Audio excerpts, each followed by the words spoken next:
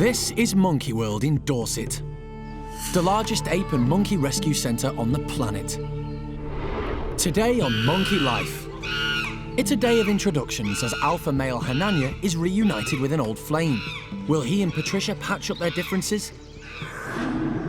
It's a tense time for the team as Zoe the Gibbon meets her new partner Jake for the first time. You never know what's going to happen with Gibbon introductions. We'll just see how this one goes. And the park begins working on its biggest rescue ever. And it's decision time for Alison. I'm confronted with the fact that there are 100 monkeys sitting in fairly barren lab cages, and I have to pick out 35.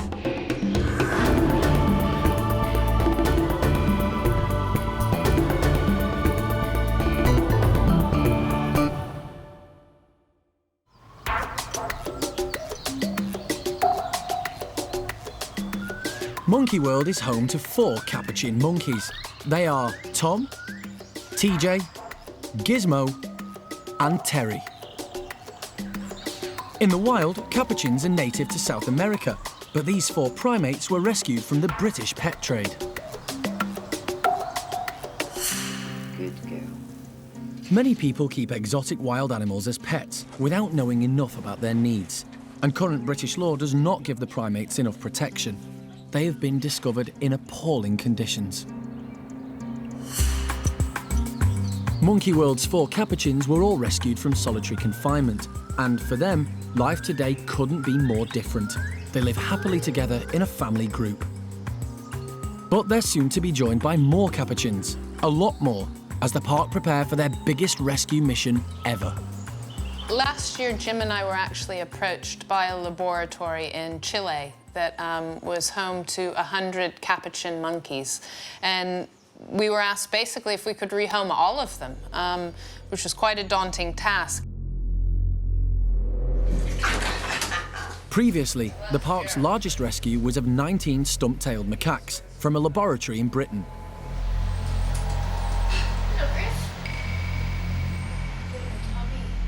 The prospect of now rescuing 100 capuchin monkeys all at once from South America is a daunting challenge. So I've got in touch with the laboratory last week. I told them that we would be moving ahead as soon as possible so that we could take on half of them, or up to 35, probably individuals, I guess, and then get back to them, let them know how we've done, and consider the future of the rest of them thereafter.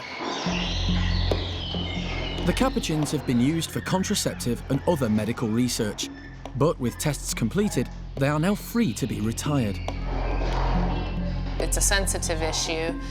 The politics with laboratory animals are quite harsh and severe, and I believe that the lab has come under fire in Chile already, and they know that Monkey World will not enter the realms of the politics involved on whether or not the monkeys should be there in the first place or not, but we're there to sort out the problem and to help the monkeys.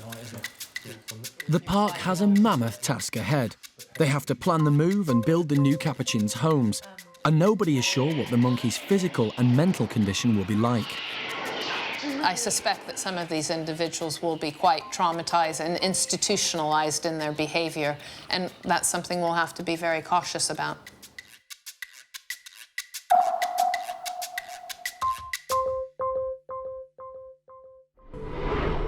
Later, there's a difficult decision ahead as Alison has to choose who's coming first.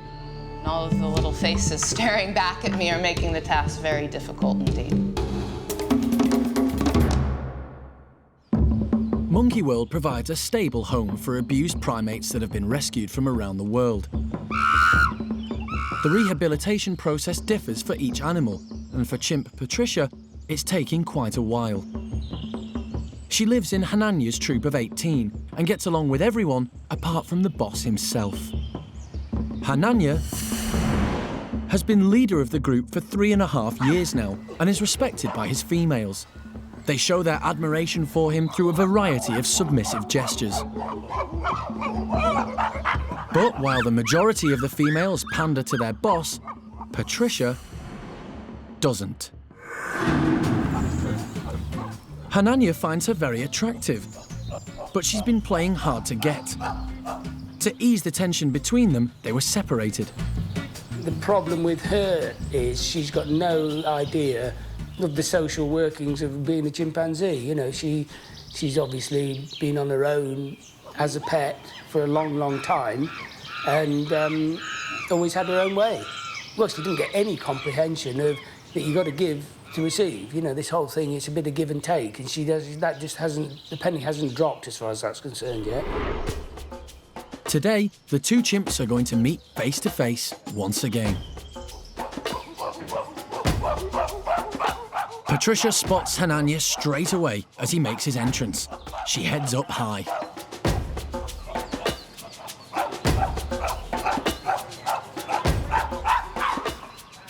Hananya is entirely focused on Patricia, but she just doesn't know how to handle him. Animal manager Jeremy is concerned. All Hananya wants is her attention, but even though she likes him, Patricia doesn't understand how to show it, and he's just making her nervous.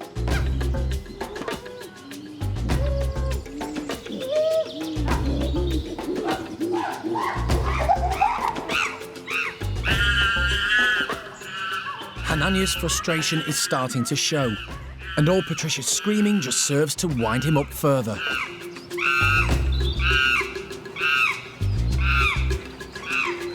Hananya! The big male is still too daunting for Patricia, and she heads indoors.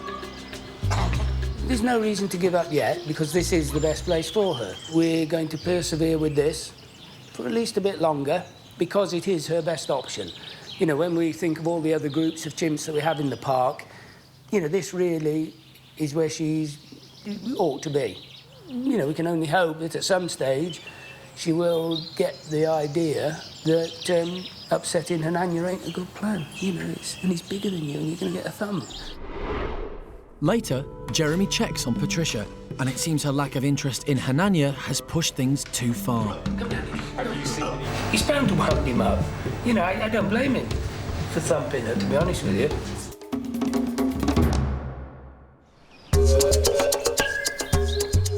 Monkey World is home to the largest collection of captive golden-cheeked gibbons outside of Asia. They are an endangered species, so breeding is vitally important. Gibbons pair bond for life, but for two couples, this wasn't the case. Raphael and Zoe, and Jake and Alex weren't getting along, so the park arranged an ape-wife swap. Today's a big day. Zoe is soon going to meet her new partner, Jake. But before this can happen, keeper Wendy needs to check on Alex. Honey monster. A couple of weeks ago, she met her new partner, Raphael. But things didn't go according to plan. Gibbons cannot be left on their own and be mentally happy. They pair for life. That instinct, that need to pair bond is so, so strong. So we have to get somebody a partner. The only way of doing it is with these series of introductions. Unfortunately, my choice for her was not the right one.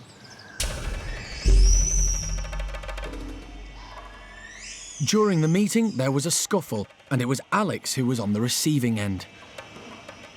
These things are never predictable. They don't come with a booklet and tell you how to do these things. We went through our normal procedures with the introduction. Everything was looking good, everything was positive, until unfortunately, the day we opened the slide up, he decided that he was felt under threat, and unfortunately, he did a lot of damage to her arm. Gibbon canine teeth are very large and they're very dangerous. So one reason why we need to stay away from them. He literally, freak accident, managed to get both canines in the right place, and sadly he did so much damage that Alex has actually had her arm amputated. The park's medical team did try to save Alex's arm, but the injury was too severe.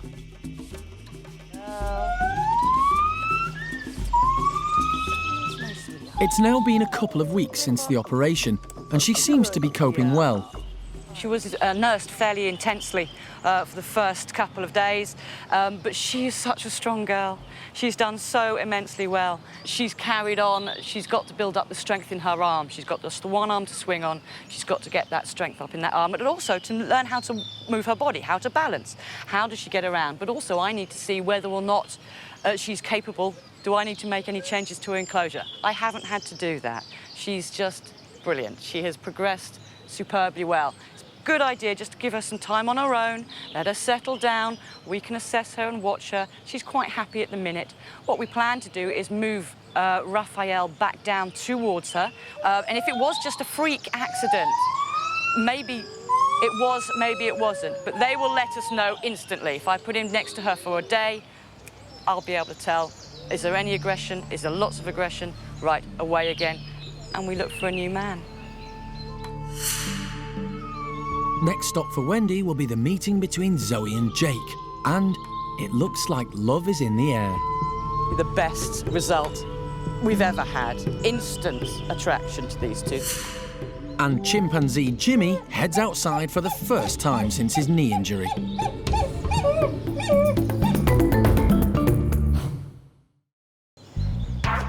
Monkey World in Dorset is home to over 160 rescued primates, from beach photographers' props to lab chimps. So that you have Today, major planning has started on what will be Monkey World's biggest primate rescue mission.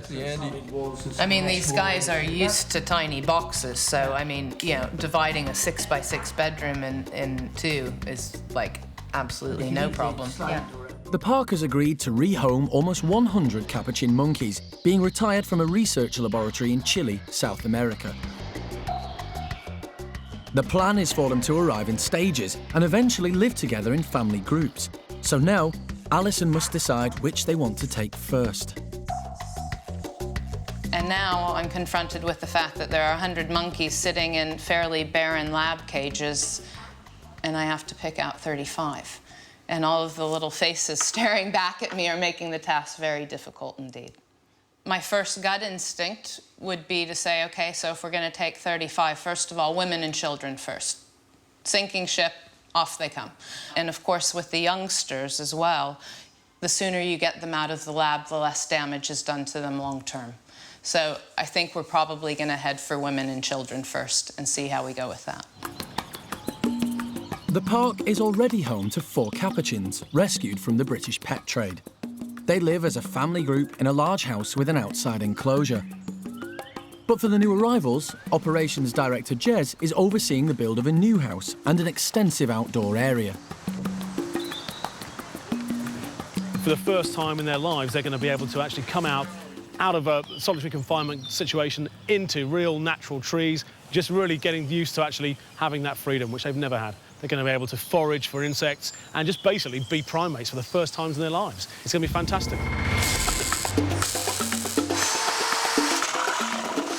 The design and manufacture of the monkeys' transport boxes also has to be carefully considered for the 7,000-mile journey to Monkey World. That's going to be stressful for a lot of them, so we need to make sure that we design the boxes extra special so that they feel as comfortable as possible. The one good thing about that is that they are used to small spaces.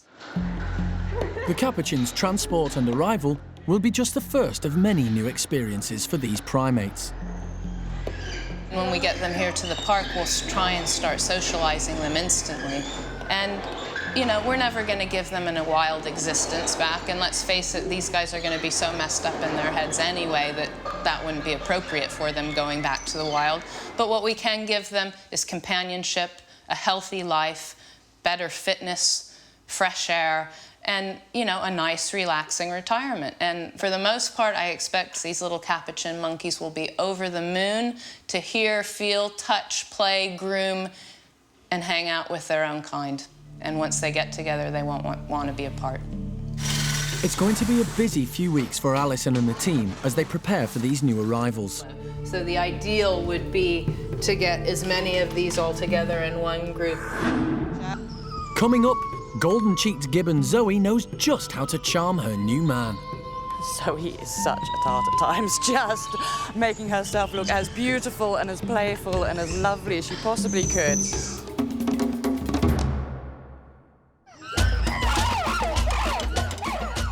Monkey World's primate care staff are experts in rehabilitating rescued chimps back into social groups. But their efforts with introducing Patricia into Hananya's group have not been going so well. Chimp life is a volatile one, and scuffles do break out regularly. At some point during their last meeting, frustration got the better of Hananya, and the big male bit Patricia.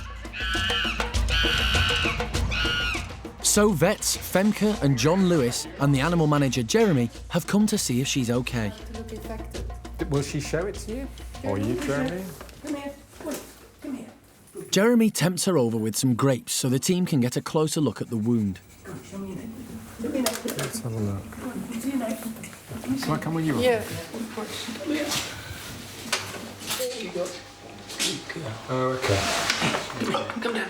Have you seen any sort of problems with her moving her head, her neck, or whatever? Not at all. It looks quite nasty, but chimps are tough animals, and Jeremy is more concerned about Patricia's introduction into the group. Hananya's, he's being a prat, but he's not nasty. He's not really bright enough for the role that he's got.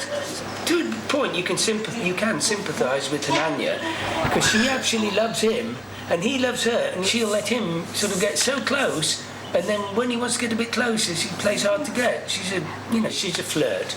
He's bound to wound him up. I don't blame him for thumping her, to be honest with you. No, I don't, because it's dreadful what she does to him.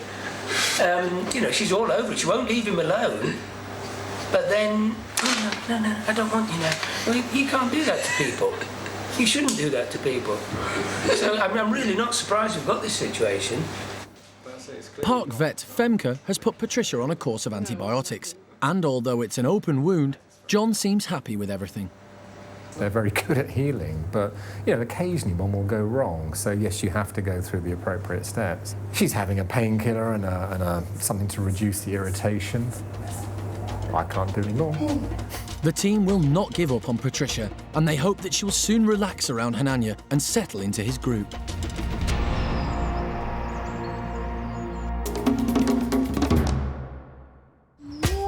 Another chimp on the recovery list is Jimmy.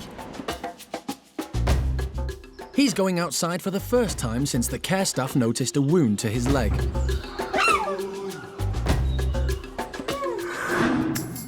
It's taken 2 months of intensive hands-on treatment by the primate care staff to heal Jimmy's wound.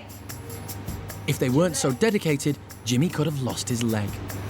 It's very delicate when people do that. It's hoped a bit of fresh air and exercise will help the last stages of the healing process. Jimmy's lived with Paddy's chimp group for almost 20 years, but he was involved in a major dispute that resulted in the troop ousting him.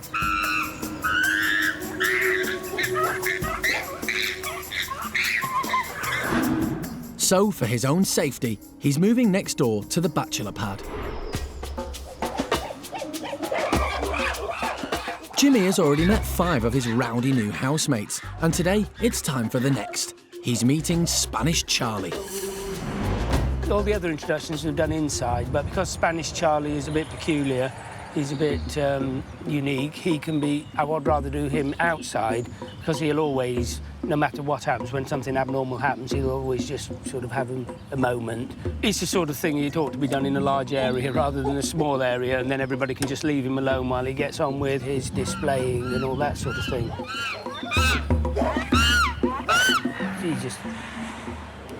He's a nutter. Jimmy and Charlie lived together 10 years ago, and they were great friends, so it's hoped they'll pick up where they left off, as long as Charlie doesn't throw a wobbler.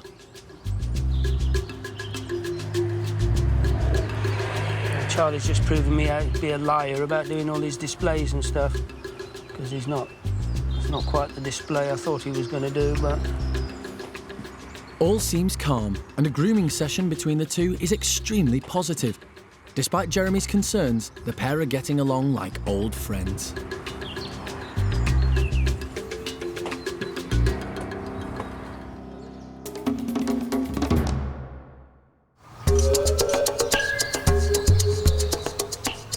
Back with the Gibbons, it's now time for Zoe to meet her new man, Jake.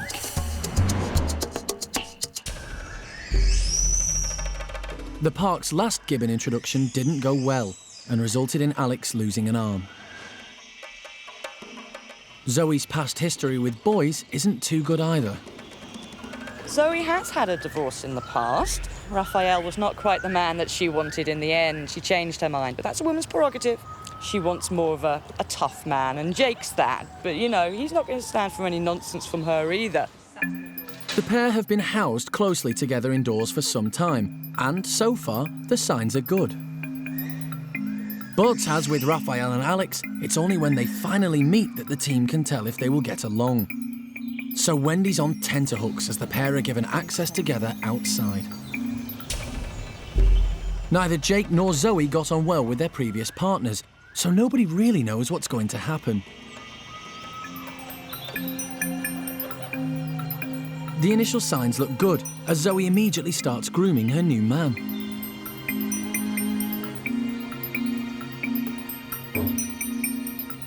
And it looks like the two of them have hit it off. You never know what's going to happen with Gibbon introductions, but I think that has got to be possibly the best result we've ever had. Instant attraction to these two. They have been alongside each other for a little while now.